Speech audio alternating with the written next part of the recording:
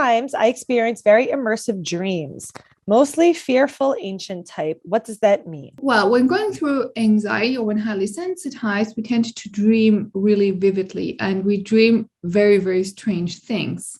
And keep in mind, we all become psychotic when we go to sleep because our rational mind goes to sleep as well. So it's completely normal to wake up and then feel like, oh my God, I feel heightened or sad or angry or whatever. Again, in the end, it's about allowing it to be and just sticking it out, waiting for it to pass. Always ask yourself, is it dangerous? No, it's not. So you can just leave it be and it will pass. How does chronic negativity/negativity bias play a role in anxiety recovery? I've realized on my journey that I've been surrounded by very negative people and has made me negative my entire life too. Great question. Negativity bias is something we all have, right? Who goes on Amazon? You check to see how many reviews there are. Okay, something has 15,000 reviews. So you go right to the 5-star reviews. And then after you get that, what's the very next thing everybody checks? Yep, the 1 star, always, because we're like, oh yeah, this is great, but what's wrong, right? And then we look for that, and then we do an unfair comparison. So just be aware of it. Try and like zoom out, see, sure, that's one story of the situation. What's another story of the situation? When I'm trying the DARE approach, I can't seem to shake the feeling that I'm doing it all in the hopes of feeling better. Can you explain the reasons why DARE isn't a feel better approach? It's normal to want to get rid of it. But I always say, if you want to drive from Germany to the States, I can't go that straight route. Right? I have to go somewhere else first in order to arrive in New York. And it's similar with DARE. It's not the direct route of getting rid of anxiety that gets you there. You have to first not care about it, not be impressed by it in order to get there.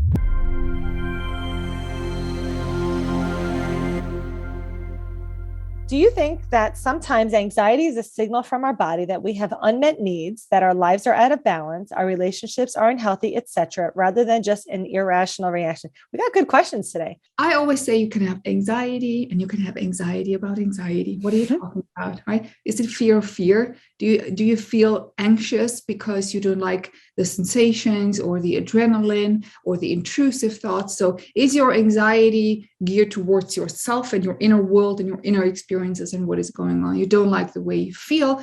It's anxiety about anxiety, go do DARE. But of course, you can experience anxiety when you're living in an unhealthy relationship. Of course, anxiety then can be a signal that says, hey, dude, look at that. I don't think you like this. I don't think this is good for you. How about you look at it? Like we were never meant to attend to anxiety. Anxiety shows up to help us attend to things. So if there is a bear and you have anxiety, you attend to the bear.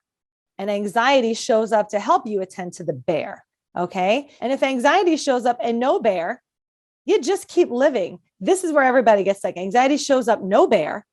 And it's, well, I better do something about it. This is what starts the problem, not this.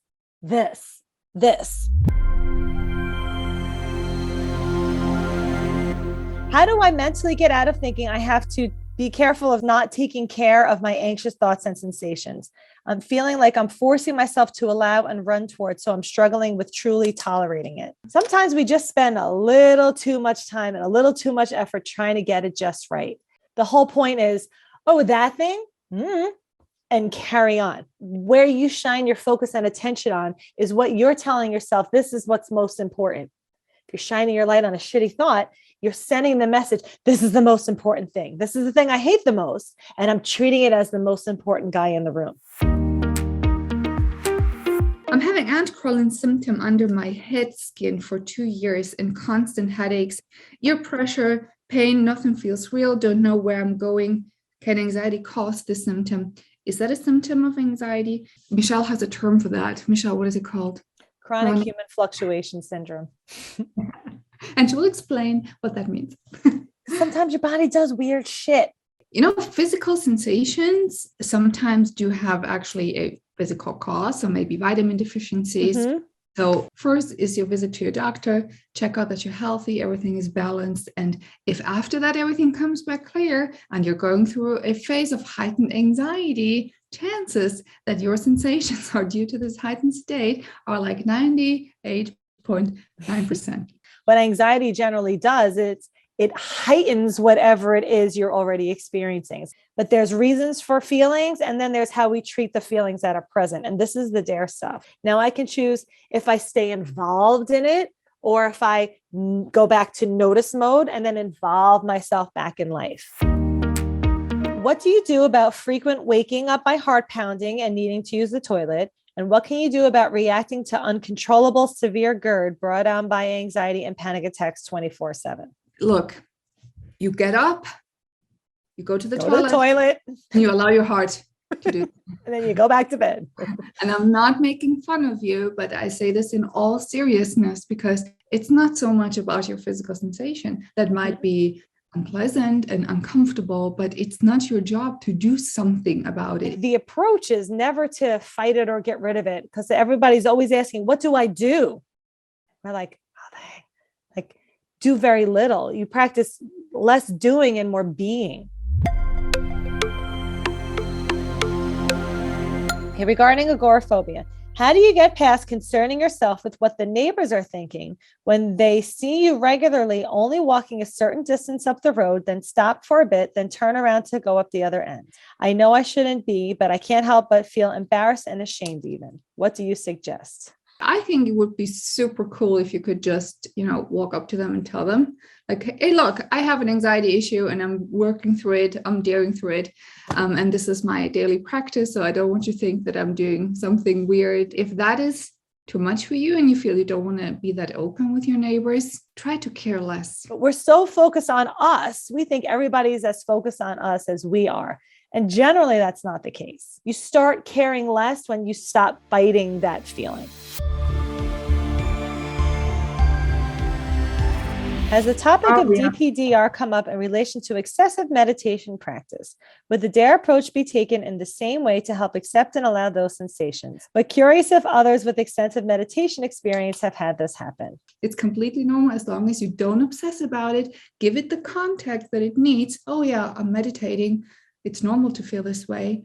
It will subside again. Right. And meditate for the sake of meditation. Because if your fight is against DPDR, then you're going to hook up meditation with DPDR and then not meditate just in case I feel this feeling. Michelle, if I just may respond to Jared, sometimes wonder about things I used to love, like my meditation practice. I wonder if part of becoming anxious was the result of getting too tuned into thoughts and feelings through the practice. No, my bet is you got tuned into thoughts and feelings, but then you got scared, like, and then you're like, oh no, I'm scared. No. I'm scared. So let me be scared about being scared. And this is where you started this chain reaction. How normal are setbacks? I was doing and feeling pretty good. And then I had to go to a work orientation. And out of nowhere, I had the worst panic attack that I could remember. I literally thought that I was going to die. I practiced the DARE technique, and after a few minutes it worked, but I'm still quite shaken up by it. I'm feeling a little defeated and still scared. Return of discomfort is not a setback. A setback is a return of disordered responses to the thing that came back. I know it feels like a big thing still to you, but this is more the indicator on what to work on. Not that the panic attack occurred, but how upset you seem to be that happened. This is where your work lies. Focus on that. All your energy on that. Pre-anxiety, I used to enjoy my weekends off work, love being home and catching up on sleep. Now it's like my anxiety doesn't let me relax. I apply the DARE rules, but can't seem to get relaxed. How can I overcome this? Keep doing what you wanted to do. And while you do that, you apply DARE. You do DARE on the go. You don't do DARE. And as soon as I'm finished with that, then I can go and relax and enjoy time with myself. No. When you were the old you, were you working really hard at being where you were? You weren't. But now we're just aware of feelings, trying to find them, when before we were just involved in life and feelings just sort of showed up. When you go through life not being anxious, you go through life like this. Your focus is turned outwards. You are existing, you're living. But when you have anxiety, you do this. My attention is always divided into two, and it keeps going back to this distraction, which is really just a reflection of my inner world. And this is why people say, I feel so stuck in my head. So involve yourself in where you want to be. Don't involve yourself in what you're trying to get away from. It doesn't work like that.